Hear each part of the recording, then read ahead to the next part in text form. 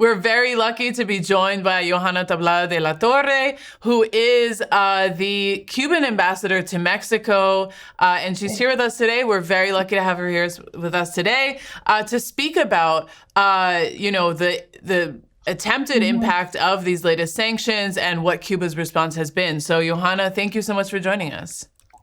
Thank you. Thank you so much, my friends. Thank you. It's an honor to be with you today. Well, we're very glad that you're back with us. And, Johana, we talked a little bit in the intro about these latest sanctions, which target President Miguel Diaz-Canel, Amistur, ICAP. These are institutions that, again, many people who are in the Cuba Solidarity movement will know very well. In addition to that, there was, this latest round of sanctions last week. Last month, there was another round. There was 11 officials that were sanctioned, and Raul Castro was indicted by the U.S. government. So what can you tell us about the timing of these coercive measures? What has been the response in Cuba? And does it have anything to do with the latest kind of solidarity efforts that have been coordinated on the international stage, like the Nuestra America convoy, in which we saw hundreds of people actually travel to Cuba and participate in this mass solidarity humanitarian convoy effort? Thank you so much for your question. It's very important now. The decisions, one after the other, that the US government has been taken in order to force the Cuban economy, the Cuban population integrity into collapse by their own design, has nothing to do with whatever is going on in Cuba or whatever Cuba is doing against the US. It is absolutely linked with the failure of the United States government to put the Cuban people on their knees. United States plan is the same plan since 1959, is to deprive the Cuban people of all source of income in order to impoverish our nation, in order to humiliate the Cubans, in order to hide to the rest of the world the results and the work of the Cuban people and the conquerors of the Cuban Revolution. And lately, what we are witnessing is that out of the incapacity of the United States to have success after the violent, brutally last season of criminal coercive measures against the people of Cuba, they are looking surgically at who is still talking to us, who is still traveling to an island that has been deprived for 6 months of the right, legitimate right to import oil in order to have the country working to produce to transport its people. So there have been affecting effectively public transportation, healthcare service, household life, daily life. It is true. The only thing that is true about what the corporate media is saying is probably the diagnostic. They will go to Cuba and say, hey, look, there are 20 hours of blackout, yes, but they won't go further to look into the causes of that situation. Even though Cuba, that has been portrayed by Secretary of State Marco Rubio and President Trump as a failed state, has been able, precisely because of the kind of system of government that we have, to prevent collapse, to continue working together, to use all the institutions and the power of our population to organize differently in order to face the every time highest and highest difficulties that United States is imposing on us. The approach is to present the inevitability of an economic collapse. It hasn't happened and it won't. Cuba has been working intensively in transforming our electricity grill from electrical power plants to how do you say, photovoltaic energy Mm-hmm. with Solar solar energy. Mhm. Exactly. Solar panels, being very creative in not shooting down what it is the most important activity. So right now, every clinical at a primary level in Cuba has solar panels in order to prevent that a person that arrived will die for a heart attack because the equipment is not working. All of that is being changed dramatically, but I won't hide you. And we should very honest in telling you that it is extremely absurd and painful what the people of Cuba is going through out of the whims of a very small sector of US politicians. The US people over and over in every circuit has been telling their government in big numbers that they don't want, that they don't like what US is doing to Cuba, that they don't believe the narrative that Cuba is an unusual and extraordinary threat, and it has been presented in January in order to justify a war measure as it is an oil blockade, an effective oil blockade that has prevented also dozens of airlines to touch Cuban airports to bring tourists that will bring us also income for our education, healthcare services, power plants, and laboratories that produce the medicines that the Cubans needs. It is so. This is new and new chapters. They went after this mockery of a lawsuit against our leader Raúl Castro.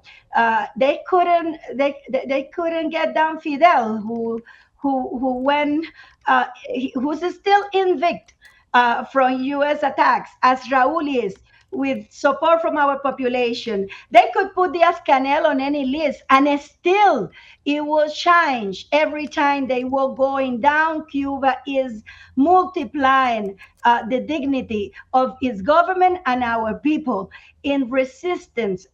There are countries that doesn't understand what resistance means.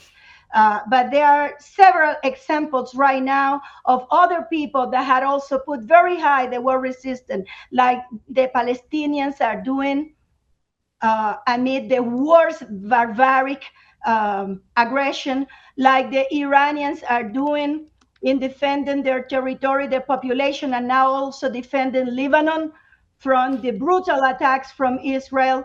And when you look who's behind this genocide policy against Gaza or Iran or Cuba, it is the same little reactionary group, and we should stay what is at stake here. What in Cuba is being discussed now, if it is possible or no, that a free nation will have the right to develop itself at its real capacity, something that the Cuban people has never have a right to. If any nation in Latin America or elsewhere, we have a right to Well, self Johanna, to exert self Johanna, determination. Go ahead.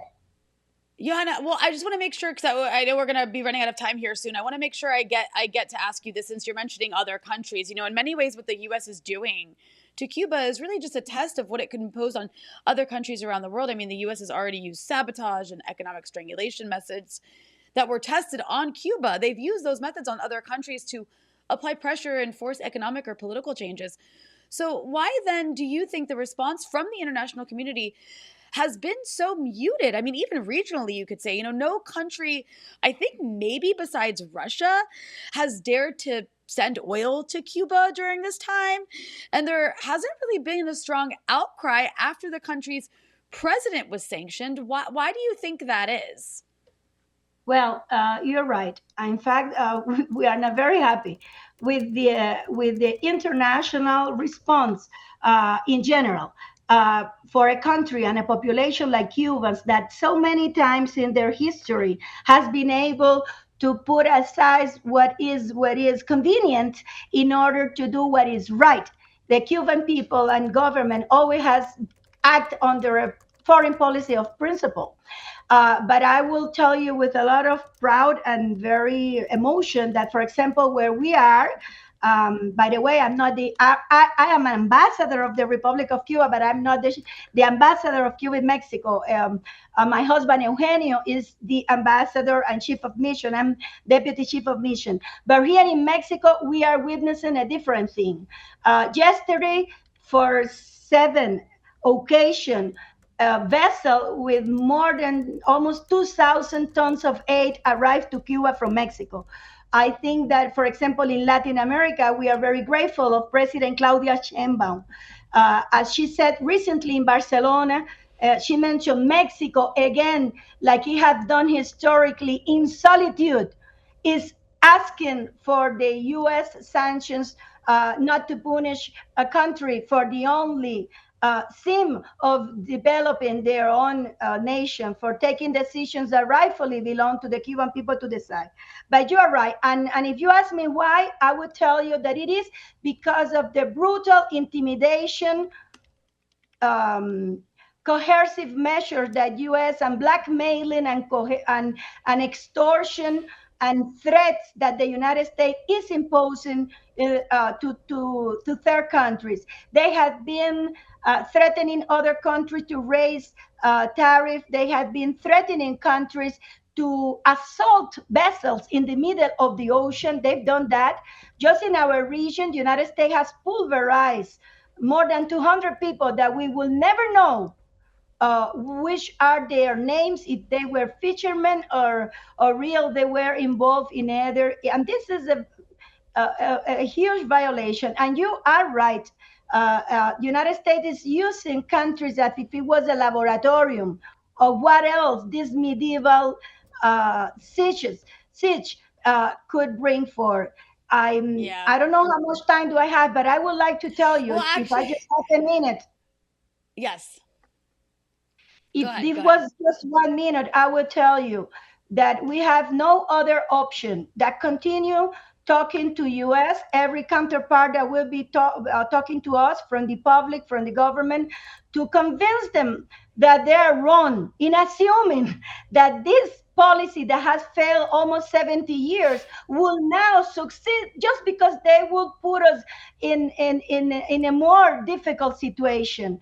This reveals a tremendous ignorance of the nature of our condition as a people, and a tremendous ignorance of our history. So the decision from part of the majority of the Cuban people, I think, has been already taken. We want to live in peace. We are ready to talk to the United States about solving bilateral problem, but we are not ready at all to put in a negotiation table decisions that rightfully belong to the Cuban people to take. We are not gonna negotiate our domestic constitutional order.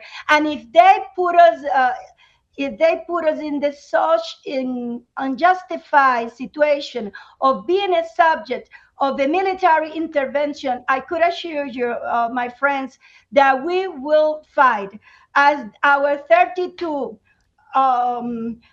brothers fought in Venezuela when they violate the integrity of the Venezuela soil. There were 32 Cubans that gave their life not just for Venezuela, but for Latin American freedom, for our big for the freedom of our region, for not having United States as a dominator of U.S. is relaunching colonialism, as you can see, relaunching expansionism. Well, Johana, we appreciate you so much. I'm sorry, we have to move on from here, but we appreciate you having you on. Thank you so much for breaking this all down for us, Ambassador Johana Tablada, Deputy Chief of Mission at the Cuban Embassy in Mexico. Thank you so much.